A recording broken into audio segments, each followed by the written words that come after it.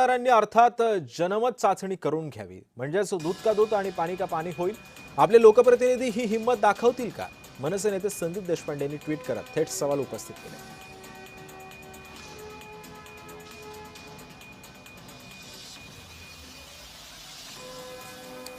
आणि यानंतरची बातमी operation tiger संदर्भातली. आता ऑपरेशन टायगर 3च्या टप्प्याची सुरुवात झाली आहे. ठाकरेंचे 16 आमदार शिंदे फोडणार असल्याची चर्चा सध्या राजकीय वर्तुळामध्ये जोर धरू लागली, कारण ठाकरेंचे 4 आमदार एकनाथ शिंदेंच्या भेटीला गेले असल्याची सुद्धा माहिती आहे. यासोबतच इतर 12 आमदार तयार असल्याचं सुद्धा आश्वासन त्यांनी शिंदेंना दिलंय.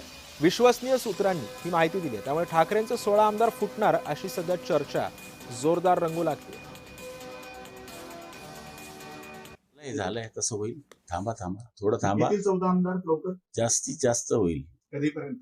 बघा ना तुम्ही, एकनाथ शिंदे बोलत नाही, दाढीवर हात फिरवता. हे स्वतः उद्धव ठाकरेंचे चिरंजीव आदरणीय युवा नेते आदित्य ठाकरेंनी कबूल केलेलं आहे. जेव्हा ते दाढीवर हात फिरवता तेव्हा टायगर सक्सेस होतो. एक दिवस ते देवेंद्र फडणवीसलाही फोडतील, ते कोणालाही फोडू शकतो. देवेंद्रला फोडतील. मग आज उद्या सांगतील आता मी चंद्रशेखर बावनकुळेंना फोडणार आहे. मला बावनकुळे आत्ताच भेटून गेले. काय असं ते करू शकतात. एकदा माणसाला नशा चढली, भांग गांजा फोडाफोडीची, काय मग ते काही बोलू शकतात. देवेंद्रजींना फोडलं आणि मग शेवटी ते सांगतील आता मी अमित शहानाही फोडलाय. अमित शहाना देवेंद्र फडणवीस यांच्या विरोधामध्ये फोडण्याचा त्यांचा प्रयत्न चालू आहे, हे सगळ्यांना माहिती आहे. त्याच्यामुळे सगळ्यात जास्त ऑपरेशन टायगर पासून देवेंद्र फडणवीस याने सावध राहायला पाहिजे. दिवशीचं एक ऑपरेशन असं 365 पर्यंत नंबर तुम्हाला द्यावे लागतील.